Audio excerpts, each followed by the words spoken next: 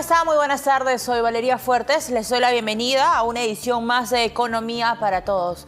A veces nos jactamos de que avanzamos en algunos sectores económicos, sin ver, lamentablemente, las diferencias que todavía persisten en nuestro país y estas brechas que están como constantes en los mensajes presidenciales, constantes en las campañas electorales. Agua para todos, decían algunos candidatos. Fíjense ustedes, amigos de RPP, en el Perú, más de 1 millón de personas tiene agua menos de 6 horas al día. Y un proyecto de inversión, ¿saben ustedes cuánto toma? Hasta 10 años en realizarse. Lo cierto es que pasan las campañas políticas y las promesas electorales de agua para todos, pero la brecha de acceso justamente a este servicio básico y elemental para todos los peruanos todavía tiene algunos años estancados. Vamos a continuación a conocer este informe especial que ha preparado RPP Data y el equipo de economía a continuación. Agua para cocinar estoy llevando del vecino. ¿Desde cuándo no tienen agua? Tiempo, pues no tenemos agua. Quiero que me apoyen por esa parte, que me pongan agua acá. La voz que escuchamos es de la señora Rosalía. Ella vive en Puno y tiene que pedirle agua a su vecino porque no cuenta con este servicio básico. Bajo el sol llena 2 baldes grandes y los lleva caminando a su casa para poder preparar alimentos para su familia. Su historia se repite con otros peruanos que viven en zonas de Lima, Loreto, Piura o Huánuco. Según las últimas cifras del Instituto Nacional de Estadística e Informática, INEI, casi 4 millones de personas no tienen acceso a agua potable y más de 8 millones no cuentan con desagüe. ¿Cuánto dinero se necesitaría para que esta cantidad de gente tenga agua? Mauro Gutiérrez, presidente de la Superintendencia de Agua y Saneamiento, SUNAS, responde. Se estima de más de 120.000 millones de soles. Esa brecha cada vez va creciendo porque va de la mano con el crecimiento poblacional. Es importante señalar que no es suficiente la plata. Es necesario mejorar la eficiencia. Se necesita ser mucho más ágil en los proyectos de inversión. Un proyecto de agua y desagüe en el Perú puede demorar hasta 10 años en terminarse, asegura Gutiérrez. El caso más emblemático es el de Nueva Rinconada, en Villa María del Triunfo. Se registró ante el Ministerio de Economía en 2011, pero su inicio recién se programó hasta el 2021. ¿Qué está fallando? Carla Gaviño, profesora de la Escuela de Gestión Pública de la Universidad del Pacífico, explica. Se tienen diversos proyectos de infraestructura con demoras, controversias o paralizaciones que ameritan una revisión y fortalecimiento de la capacidad de gestión de SEDAPAL. En el resto del país, empresas prestadoras de servicios de agua potable y saneamiento municipales, EPS, también presentan problemas de gestión. Además del millón de peruanos que tienen agua por menos de 6 horas al día, hay que tener en cuenta que hay regiones donde el acceso es aún por menos tiempo, comenta Carla Toranzo, experta en agua y saneamiento de la Asociación Agua Global. Algunos necesitan que les pongan la infraestructura de agua y desagüe, mientras que en otras regiones las personas la tienen, pero la reciben 1 hora al día. En otras regiones probablemente los índices de calidad del agua que reciben tampoco son los adecuados. Entonces hay que solucionar según la problemática de cada región. Alrededor de 12 millones de personas no cuentan con agua o desagüe en el Perú, una realidad que las instituciones del Estado no han podido solucionar, a pesar de las promesas que hacen en cada campaña electoral. Con las elecciones 2026 cerca, es importante saber cuáles son las propuestas para enmendar este problema, con gestiones efectivas a largo plazo.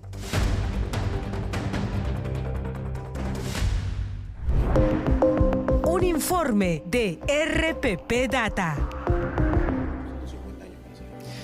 Amigos, este informe es un trabajo realizado el equipo de RPP Data, el equipo de economía, poniendo justamente la lupa en estos sectores muy sensibles.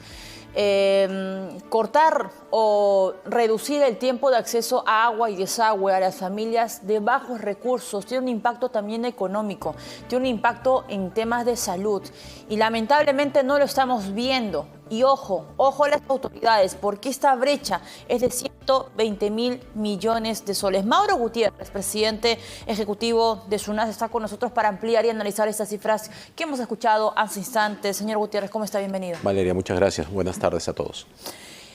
¿Es suficiente? Teníamos esta data, 120.000 millones de soles como brecha para acceso a una buena calidad, etcétera, para la infraestructura también de agua y saneamiento en nuestro país. ¿Qué pasaría si el Perú dice, ok, me endeudo, voy a ir a buscar a otro país, al extranjero, y de repente consigo el dinero, ya tengo los 120.000 millones, ¿solucionado el tema completo solamente, señor Mauro? Creo que has dado en el punto, porque el problema del cierre de brecha no es solo un problema de plata, es un problema de eficiencia en la ejecución de los proyectos. Como bien se ha señalado en el reportaje, hay proyectos que desde que se inscriben, ¿no?, hasta que efectivamente comienzan a ejecutarse y terminan durando más de 10 años. Nueva Rinconada, por ejemplo, se menciona el inicio de obra, demoró como 10 o un poco más. Todavía está en ejecución, ¿no?, para empezar. Estamos hablando desde el año 2011 y está proyectado el año 2025. Entonces, cuando mencionas que los costos que esto conlleva en términos de los efectos en salud, a veces no consideramos que invertir en agua tiene hasta un efecto de rentabilidad social de 5 veces, justamente porque reduce los gastos en salud. Ahora, ¿qué más tenemos? Todos los años, a nivel nacional, se invierte alrededor de 6.000 millones de soles, ¿no?, distribuidos en gobierno nacional, gobiernos locales y los gobiernos regionales. Es el presupuesto que solemos tener. Así es, alrededor de 6.000 y va a 6.600, 6.000 millones. Sin embargo, los niveles de ejecución anuales están en el orden del 65%. ¿No? Y este año los niveles de ejecución están alrededor del 35-36% a la fecha, ¿no? O sea, el discurso de no hay plata o la plata no alcanza o necesitamos más presupuesto, creo que se cae de maduro. La plata está, pero es que ni siquiera ejecutamos, o sea, dejamos de usar 40% del presupuesto de agua. Por ejemplo, lo que bien señalas, ¿no? ¿Se necesita plata? Sí, porque 6.000 millones de 120.000 igual falta mucho. Pero de esos 6.000 que se presupuestan no se termina ejecutando el 100%. Incluso algunas CPS cuentan con los recursos en sus fondos de inversión, porque como sabrás, de las tarifas que se determinan en los estudios tarifarios que fija la SUNAS, un componente va a financiar algunas inversiones, porque también la tarifa no alcanzaría para cerrar la brecha existente, pero se financian algunas inversiones que son prioritarias para mejorar la eficiencia de la empresa. En muchos casos, estas inversiones no se terminan de ejecutar en su totalidad. En promedio, en las pequeñas y las medianas empresas, los niveles de ejecución llegan a estar alrededor del 50% de su programa de inversiones. Yo quisiera ir un poco al tema de acceso a agua y las pocas horas que hay muchas personas peruanos que abren el caño y tienen agua, pueden de repente lavarse la mano, ducharse a cualquier hora del día. Hay un poco más de 1 millón de personas que tienen agua menos de 6 horas al día, que es el ratio, creo que más grave que ustedes han podido identificar en este análisis que suelen hacer. Sí, el promedio nacional te dice que en promedio en las empresas prestadoras está alrededor de 18 horas de agua. Pero lamentablemente los promedios se engañan, ¿no? Los promedios a veces se esconden heterogeneidades importantes. Y ya lo has mencionado, tenemos porcentajes importantes de los conectados que pueden tener menos de 6 horas. Aquí hay que distinguir, ya estamos hablando de personas que tienen la conexión a la red, es decir, tienen caño en su casa. Acá ni siquiera estamos hablando de las personas que no tienen incluso redes, ¿no? Pero los que tenemos suerte de tener redes, efectivamente hay un número importante que no tiene una cantidad continua de la prestación del servicio. Y así se encuentran, por ejemplo, zonas importantes en la zona norte del Perú, en el caso de Piura, por ejemplo, Piura, Tumbes, Chiclayo, incluso en Lima, en la zona sur de Lima, vamos a encontrar que tenemos una cantidad importante de población con continuidad menor a las 6 horas, como bien señalas, y en algunos casos interdiario. ¿Interdiario? Sí. ¿Y dónde están esas personas? Como te menciono, ¿no? Generalmente están en esta zona norte, están distribuidas en el país. ¿Y por qué en el norte, señor Gutiérrez? ¿Tienen algún tema en específico? Porque ha mencionado Piura, Tumbes, Chiclayo, Lima, los distritos del sur de Lima. Ahora, el problema que tenemos, y casi te estoy mencionando ciudades de la costa, porque tienen una característica interesante. La costa no tiene una gran cantidad de agua, ¿no? Esa es la oferta, ¿no? Estamos en un desierto. Pero curiosamente son las zonas de mayor crecimiento. Las ciudades están creciendo a velocidades importantes, ¿no? Eso genera, ¿no?, que tengamos ciudades que van creciendo a velocidades importantísimas. Piura, Arequipa, incluso en la selva peruana. Ucayali en 20 años prácticamente ha duplicado su tamaño. Y eso abona al tema del problema de la cobertura. Okay.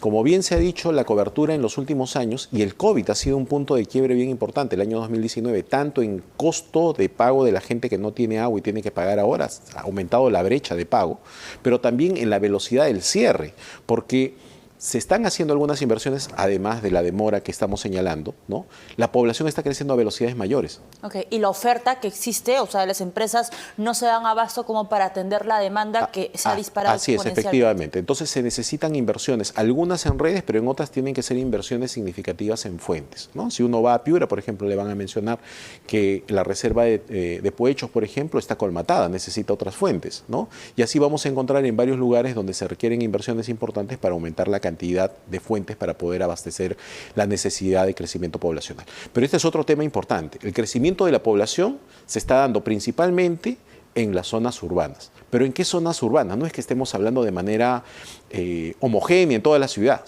Crecen en las zonas borde, que llamamos la zona periurbana.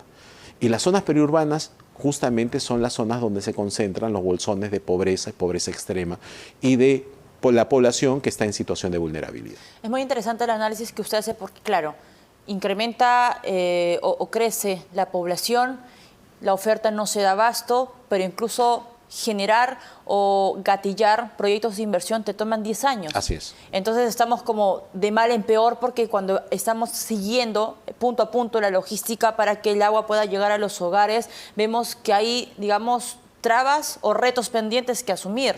Efectivamente, ¿no? Y solo para mencionarte, ¿cuánto cuesta una conexión?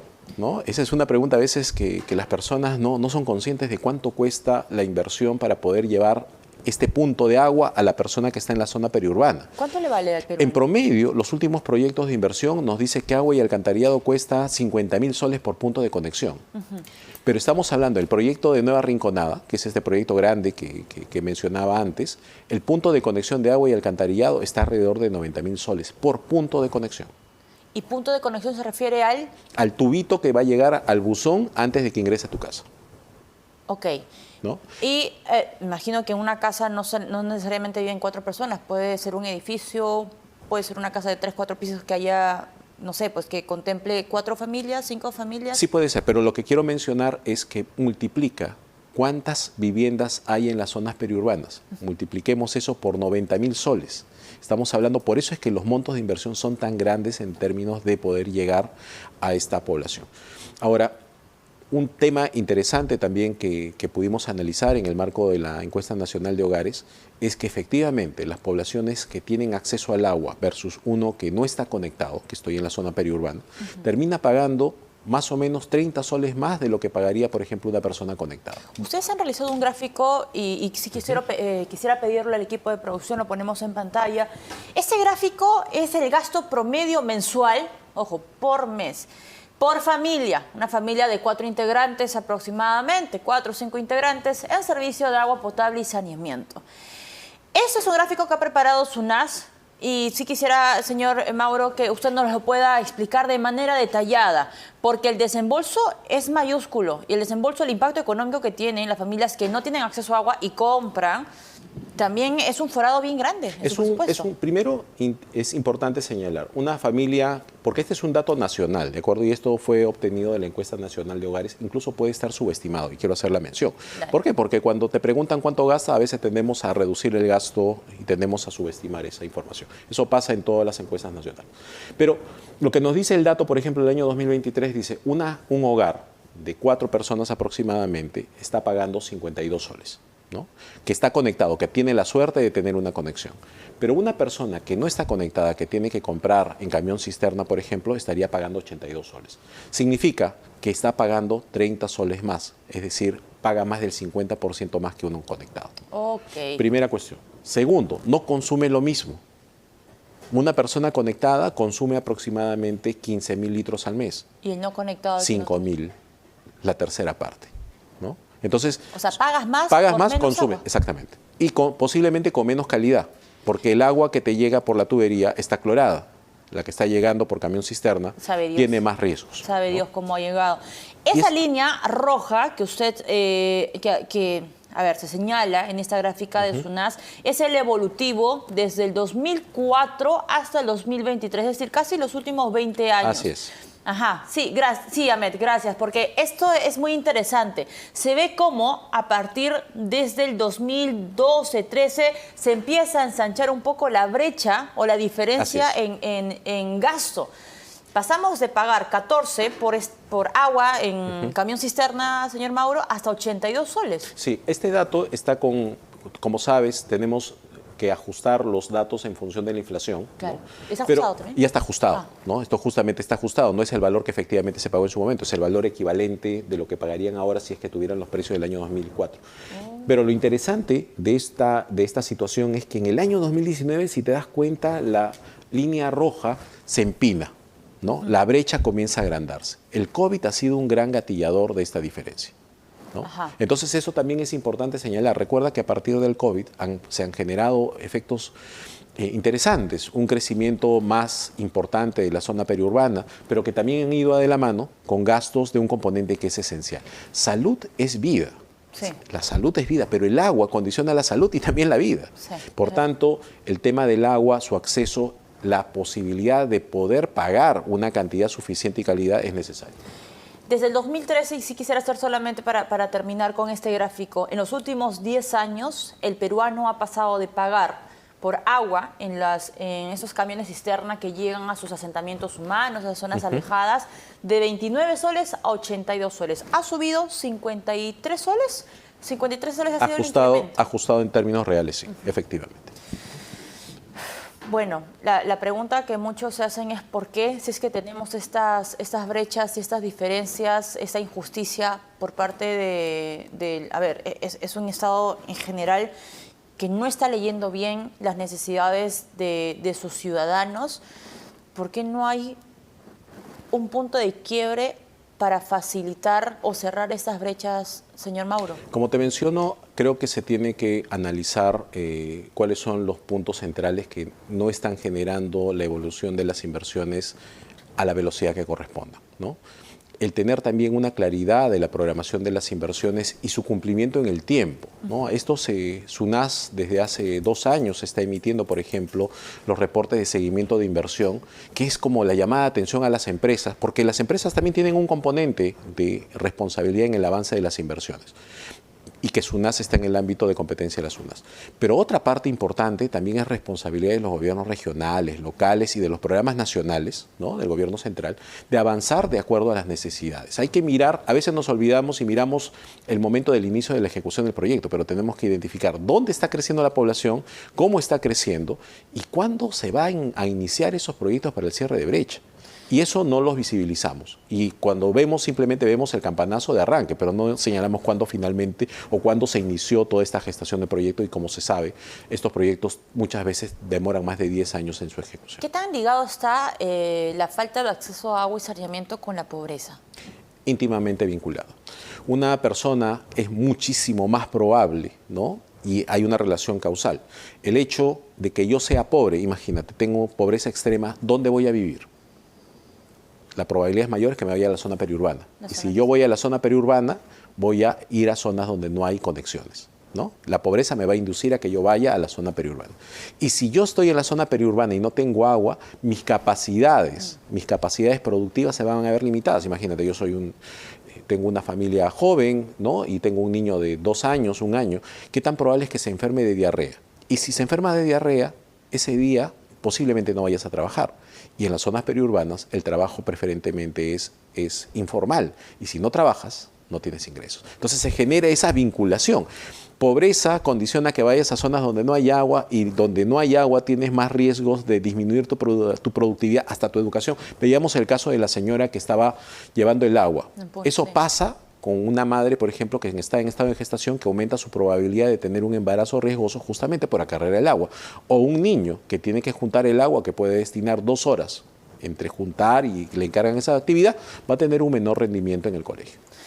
Ya para ir cerrando, señor Gutiérrez, hace 2 meses entró un proyecto de ley al Congreso de la República. Está ahora, hemos hecho la revisión desde el equipo de Economía, eso está en la Comisión de Vivienda, es el proyecto de ley 8268, si ustedes lo quieren buscar, es de la congresista María Grimanesa Acuña Peralta, que plantea lo siguiente: una ley que suspenda la facultad de imposición de multas económicas a empresas prestadoras de servicio de saneamiento que se encuentren bajo régimen de apoyo transitorio rato. Es decir, no le vamos a cobrar las multas a las empresas prestadoras de servicio? Este proyecto, y creo que es importante señalar, todos los días hay noticias de problemas del servicio de saneamiento, ¿no? Por ejemplo, hoy día dice, mujer cae en agujero en obras inconclusas en Piura, ¿no? O hay aniegos, ¿no? Sí, hay claro. aniegos continuamente. Creo que nadie quisiera que en su casa tenga el desagüe que se esté vertiendo y que no se pueda actuar. Entonces, las sanciones son el último mecanismo que se tiene para señalar e indicar que la empresa cumpla sus funciones, ¿no? Entonces, en ese sentido, la SUNAS tiene competencias para sancionar. Hay iniciativas como la que estás mencionando, por ejemplo, que está planteando que no se multen a las empresas. ¿Cuál es el objetivo de un Bueno, proyecto se ha como este? señalado que las multas afectan la sostenibilidad de las empresas, pero yo quiero señalar en primer lugar, el proceso de sanción tiene como propósito disuadir para que se cumplan las obligaciones en la prestación de un servicio que es esencial, vinculado a la vida. No estamos hablando de cualquier servicio, estamos hablando del agua potable.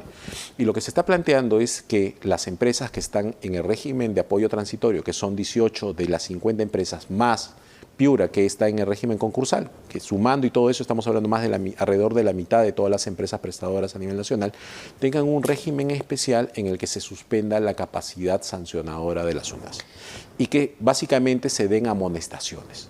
Solamente amonestaciones. Solo amonestaciones. ¿Ustedes han sido invitados como SUNAS a escuchar de repente o a dar el descargo que corresponde como debería ser en el Congreso de la Nosotros República? hemos respondido técnicamente al proyecto, hemos remitido un informe, pero definitivamente el diseño de los reguladores, cualquier regulación, cuando se fija tarifas, ¿no? Va de la mano con la facultad sancionadora, fiscalizadora, supervisar, con el propósito de que se cumplan las obligaciones de la prestación de los servicios. Eso es bien importante. Es como pensar, ¿no?, que una autoridad que vela por el tema de contaminación se contamina y diga, no, pues solo amonestación, ¿no?